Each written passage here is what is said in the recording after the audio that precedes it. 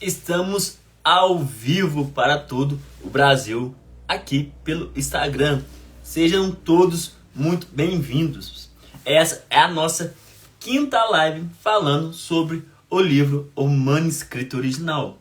Todos os dias, às 6h28, eu tô ao vivo aqui pelo Instagram fazendo essa super live para vocês, lendo todo dia umas 2, 3 páginas ou até mais do manuscrito original. Então não perca essas lives, vai ser todo santo dia, de segunda a segunda. Lucas, sábado e domingo você também vai fazer? Vou. Sábado e domingo também eu vou fazer. Dependendo o domingo, eu devo fazer um pouco mais tarde. Porque, por exemplo, amanhã é aniversário da minha madrinha. E eu devo ir lá comemorar com ela. Então, se eu chegar um pouco mais tarde de lá, eu não vou conseguir acordar tão cedo para fazer a live para vocês. Então, mas mesmo assim, eu vou estar avisando. Essa é a terceira parte, né, da leitura do livro O Manuscrito Original, sobre a lição 1, o Mastermind. Ontem nós vimos um resumo que o autor fez sobre as 16 leis que contém nesse livro. Hoje nós vamos continuar aqui da onde que a gente parou, certo?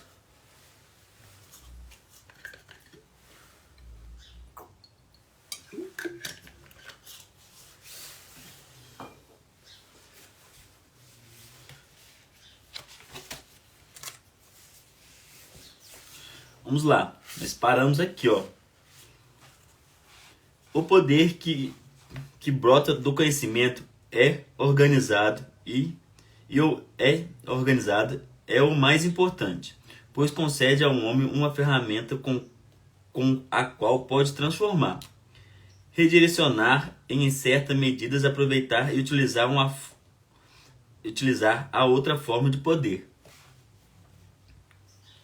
O objetivo desse curso é sinalizar a rota pelo qual o aluno pode viajar em segurança para coletar fatos que deseje agregue ao tecido do seu conhecimento. Existem dois métodos principais de coleta de conhecimento: estudo, classificação e simulação de fatos organizados de outras pessoas e do processo pessoal de coleta, organização e classificação de fatos, geralmente chamado de experiência pessoal. Essa lição trata principalmente dos meios de estudar fatos de dados coletados e classificados por outros. Essa lição trata principalmente dos meios. O estágio de desenvolvimento conhecido como civilização nada mais é do que conhecimento acumulado pelos povos. Esse conhecimento é de dois tipos, mental e físico. Entre o conhecimento útil organizado pelo homem está a descoberta e catalogação dos elementos químicos que constituem todas as formas materiais do universo. Por meio de estudo, análise de medição precisa, o homem descobriu a grandeza do material do universo, representada pelos planetas, sóis e estrelas, alguns deles 10 milhões de vezes maior que a pequena Terra, onde vivemos. Por outro lado, o homem descobriu a pequenez das formas físicas que constituem o universo pela redução dos elementos químicos em moléculas, átomos e, finalmente, a menor partícula, o elétron. Um elétron não pode ser visto. É simplesmente um centro de força positivo ou negativo. O elétron é o único de tudo, é o início de tudo da natureza física. Aqui está, moléculas, átomos, elétrons. Para entender tanto o detalhe quanto as perspectivas pelos quais o conhecimento é coletado, organizado e classificado, parece parece essencial que o aluno conheça pelas menores e mais simples partículas da matéria física, pois são o alfabeto com que a natureza constrói toda a estrutura física do universo. As moléculas consistem em átomos, pequenas partículas invisíveis de matéria, deslocando-se continuamente à velocidade da luz, segundo o mesmo princípio pelo qual a Terra gira em torno do Sol. As pequenas partículas de matéria, conhecidas como átomos, que se deslocam em um circuito contínuo da molécula, são constituídas por elétrons. As menores partículas da matéria física, como já foi dito, os elétrons nada mais são do que duas formas de força. O elétron é uniforme e de uma só classe, tamanho e natureza. Assim, em um grão de areia ou em uma gota de água, duplica-se todo o princípio segundo o qual todo o universo opera. Que maravilha! Que estupendo! Você pode ter uma pequena ideia da magnitude de tudo isso na próxima vez que fizer uma refeição. Lembrando que cada alimento que consome, o prato que se come, os talheres e a própria mesa nada mais são, em última análise, um conjunto de elétrons. No mundo da matéria física, que se olhe a maior estrela a flutuar no céu, ou o menor grão de areia encontrado no solo, o objeto em observação nada mais é do que o conjunto de moléculas, átomos e elétrons, organizado, resolvendo um sobre o outro, e uma velocidade inconcebível. Cada partícula de matéria física está em um estado de movimento contínuo altamente agitado. Nada nunca está parado, embora quase todas as matérias físicas possam parecer imóvel aos olhos físicos. Não existe matéria física sólida. O pedaço mais rígido de aço é uma massa organizada de moléculas, átomos e elétrons em movimento. Além disso, os elétrons em um pedaço de aço são da mesma natureza, que se movem na velocidade que os elétrons do ouro, da prata ou do latão ou do estanho.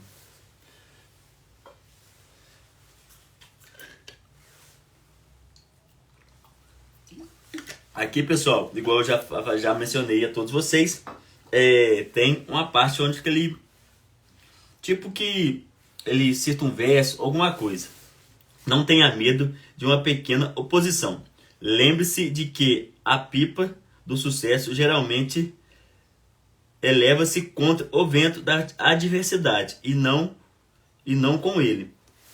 Isso aí quer dizer, pessoal, porque a pipa, para você, aqui nós fala empinar, né? Soltar pipa, aqui na nossa região. Não sei como que vocês falam aí na sua região. Para a pipa subir, ela tem que ir contra o vento. Aí ela vai, o vento bate nela e ela sobe. E aqui ele tá falando para você não ter medo de pequenas adversidades que acontecem na sua vida. Porque a gente cresce contra tudo o que as outras pessoas pensam de você. É igual a pipa. O vento bate nela assim e ela sobe. Vamos lá continuar. Os elementos químicos da matéria física parecem difíceis uns dos outros e são diferentes, porque são constituídos de diferentes combinações de átomos. Embora os elétrons nesses átomos sejam sempre os mesmos, exceto que alguns são positivos e alguns negativos, significando que alguns carregam uma carga positiva de eletrificação e outros uma carga negativa. Por meio de relações químicas, as matérias podem ser quebradas em átomos, que são em si imutáveis. Os elementos químicos são criados pela combinação e mudança da posição dos átomos. Para ilustrar o modus operandi da mudança da posição dos átomos nos termos da ciência moderna. Adicione 4 elementos, 2 positivos e 2 negativos, ao átomo de hidrogênio e você terá o elemento lítio. Retire do átomo de lítio composto por 3 elétrons positivos e 3 elétrons negativos, um elétron positivo e um negativo, e você terá um átomo de hélio, composto de 2 elétrons positivos e 2 negativos. Assim, pode-se ver que os elementos químicos do universo diferem um dos outros somente pelo número de elétrons que compõem os seus átomos e pelo número e disposição desses átomos nas moléculas de cada elemento. Por exemplo, um átomo de mercúrio contém 80 cargas positivas, elétrons, e um núcleo e 80 cargas periféricas negativas, elétrons. Se fossem retirados 2 elétrons positivos e 2 negativos, o átomo se tornaria instantaneamente o metal conhecido como platina. Se fosse retirado um elétron negativo e um positivo, o átomo então manteria 79 cargas positivas no núcleo e 79 elétrons negativos periféricos, tornando-se ouro. A forma pela qual essas mudanças podem ser produzidas tem sido objetivo de pesquisa diligente dos alquimistas de todas as áreas e de todos os químicos modernos de hoje. É fato conhecido que todo químico que literalmente dezenas de milhares de substâncias sintéticas pode ser composta por apenas 4 tipos de átomos: hidrogênio, oxigênio, nitrogênio e carbono. Diferenças no número de elétrons dos átomos conferem a eles diferenças químicas qualitativas. Embora todos os átomos de qualquer elemento sejam quimicamente iguais, diferenças do número e no arranjo espacial desses átomos em grupos de moléculas constituem diferenças tanto fiscais quanto químicas na substância, ou seja, composto. Substâncias bem diferentes são produzidas pela combinação do mesmo tipo de átomos em diferentes proporções.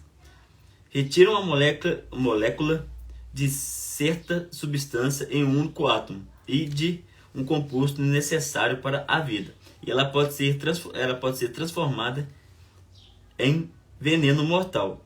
Fósforo é um elemento químico e assim contém um certo tipo de átomo, mas alguns fósforos são amarelos e alguns são vermelhos, variando conforme a distribuição espacial dos átomos nas moléculas que os compõem.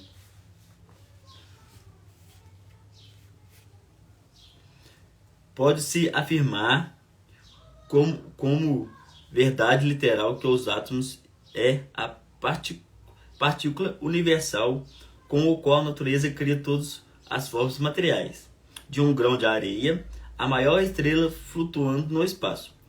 O átomo é um tijolo da natureza, a partir do qual cria um carvalho ou um pinheiro, uma rocha de arenito ou granito, um rato ou um elefante. Alguns dos mais hábeis pensadores argumentam que a Terra é toda partícula material sobre ela teve início com 2 átomos que se uniram um com o outro e, ao longo de centenas de milhões de anos voando pelo espaço, contataram e acumularam outros átomos. Passo a passo, a Terra ser formada. Segundo eles, essa seria a causa de vários e diferentes estratos e substâncias do planeta, tais como veios de carvão, depósitos de minério de ferro de ouro e prata, de cobre e etc. O argumento desses pensadores é que, enquanto a Terra girava pelo espaço, contatou vários tipos de nebulosas, os átomos dos quais prontamente se apropriou por causa da atração magnética. Existe muita coisa na composição da superfície da Terra que apoia-se nessa teoria, embora possa não haver nenhuma evidência positiva da sua solidez.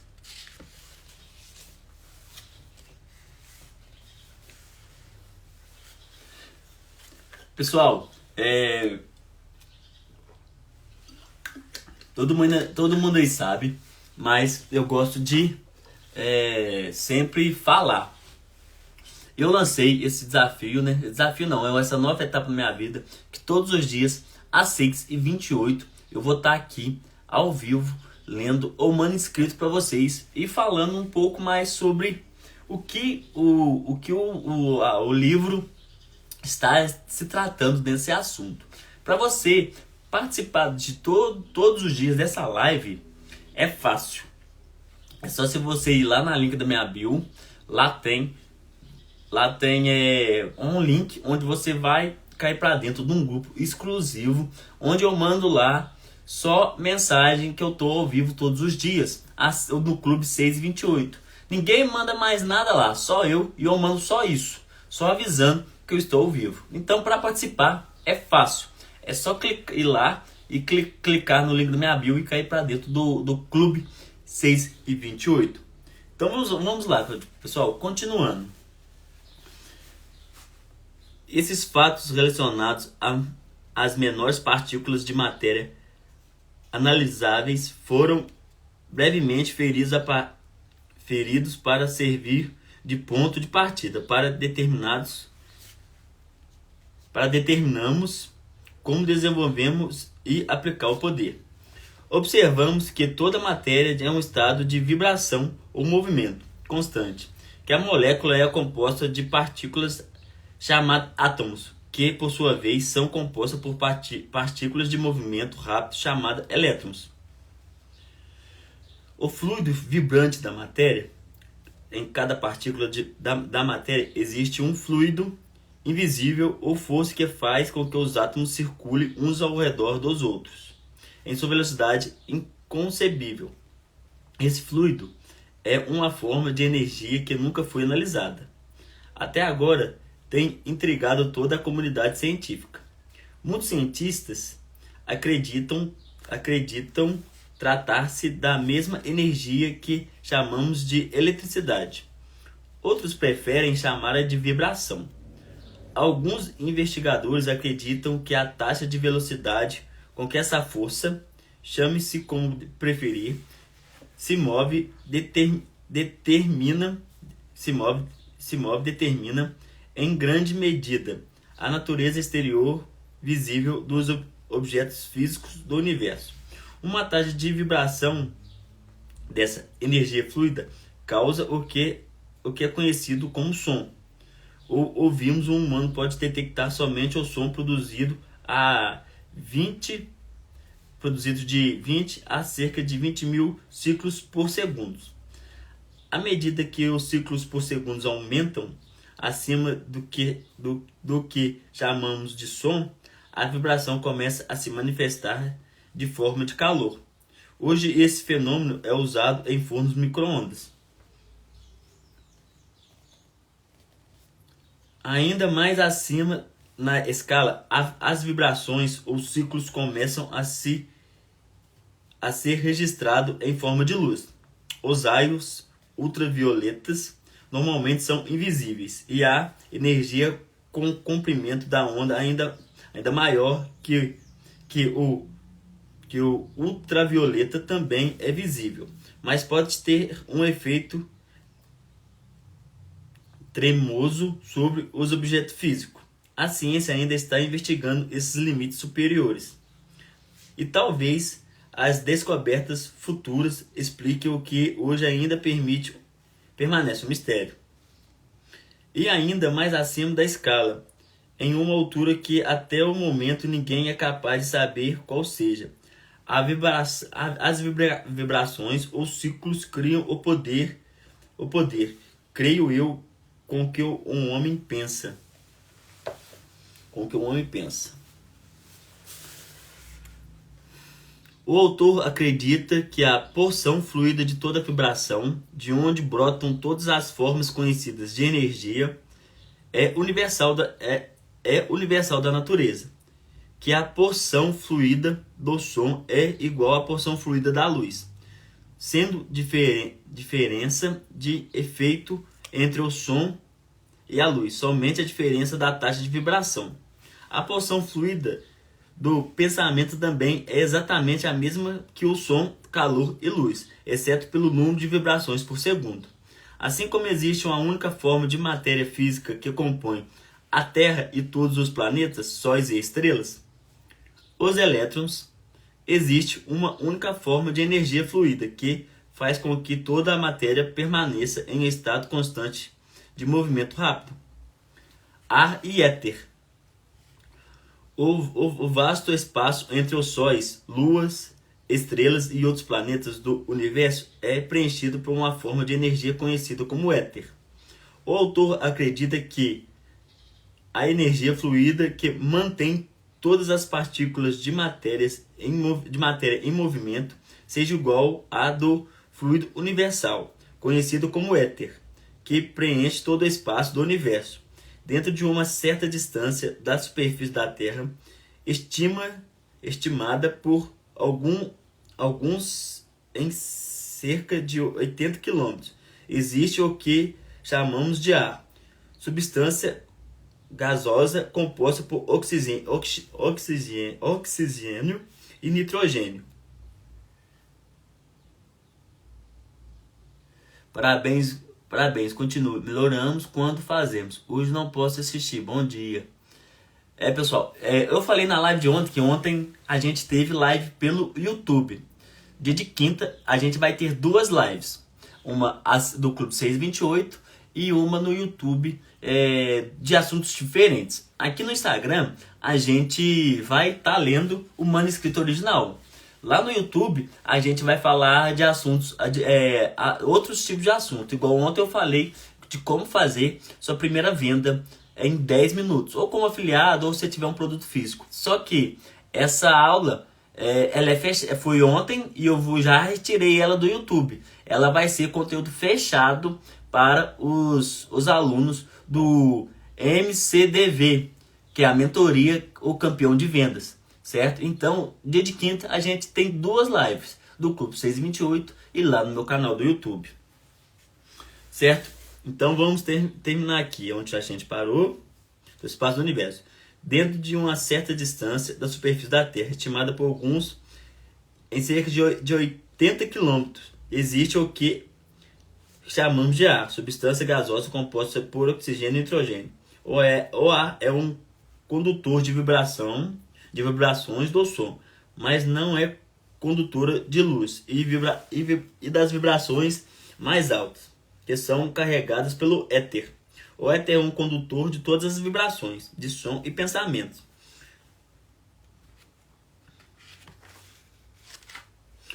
O ar é uma substância localizada que desempenha basicamente a função de suprir todos os animais e planetas que existem, planetas com oxigênio e nitrogênio, sem os quais ambos não poderiam existir. O nitrogênio é uma das principais necessidades da vida vegetal e o oxigênio é um dos pilares da vida animal. Perto do cume das montanhas muito altas, o ar se torna muito rarefeito, porém contém pouco nitrogênio e por esse motivo não existe vida vegetal nesses locais. Por outro lado, o ar leve encontrado em grandes altitudes existe amplamente de oxigênio, razão pela qual pacientes tuberculosos são enviados para locais altos. Mesmo em breve explicações sobre moléculas, átomos, elétron, ar, éter e similares pode ser uma leitura pesada para o aluno, mas como se verá em breve, essa introdução desempenha um papel essencial na base dessa lição. Não desanime se essa descrição não parece ter nenhum efeito emocionante em um conto de ficção moderno. Você está seriamente empenhado em descobrir quais são suas competências e organizá-las e aplicá-las. Para completar essa descoberta com sucesso, deve combinar determinação, persistência e um objetivo bem definido de coletar e organizar conhecimento. Pessoal, olha para você ver que interessante. Na live de ontem, eu dei dois exemplos aí de jogadores de futebol, que é o Messi e o Cristiano Ronaldo. Por muitos anos, eles foram os melhores do mundo, um brigando com o outro para ver quem que ia ser o melhor do mundo aquele ano. E na live de ontem, eu falei o seguinte, que o Messi, eu dei o exemplo, estava falando de vendas. Às vezes a pessoa nasce com o dom já de vender. Ela começa a empreender, a vender desde novo. Igual o Messi. O Messi, ele nasceu com o dom de jogar bola. O Cristiano Ronaldo não. O Cristiano Ronaldo, quem é fã dele, quem conhece a história dele, eu estudei a história dele para entender mais. O Cristiano Ronaldo, ele era ruim de futebol. Ele era um dos piores jogadores lá da cidade dele. Só que com determinação, persistência e um objetivo bem definido, ele se tornou o melhor jogador do mundo aí por vários e vários anos, porque ele teve determinação, persistência e ele já tinha aquele objetivo definido, que ia ser o melhor do mundo, mesmo não sendo tão bom assim em futebol. Ele teve persistência, um objetivo definido e foi a luta. Temos aqui também uma frase: produza mais serviço do que é pago para fazer, e você logo receberá por mais do que produzir. A lei do retorno crescente cuida disso. A lei dos retornos crescentes cuida disso. Certo, pessoal? Essa foi a parte 3 da nossa leitura. Amanhã estamos novamente aqui às 6h28. Eu espero todos vocês. Esse vídeo aqui ele vai subir pelo YouTube. Então quem for assistir no YouTube, não esqueça de deixar seu like e se inscrever aqui no canal. Certo? E caso você queira participar da live, é só lá no meu Instagram, @LucasG_Ribeiro com 2 O no final, que eu tô te aguardando lá. Amanhã, às 6h28, estamos ao vivo novamente. Façam uma excepcional sexta-feira. Te vejo todos amanhã.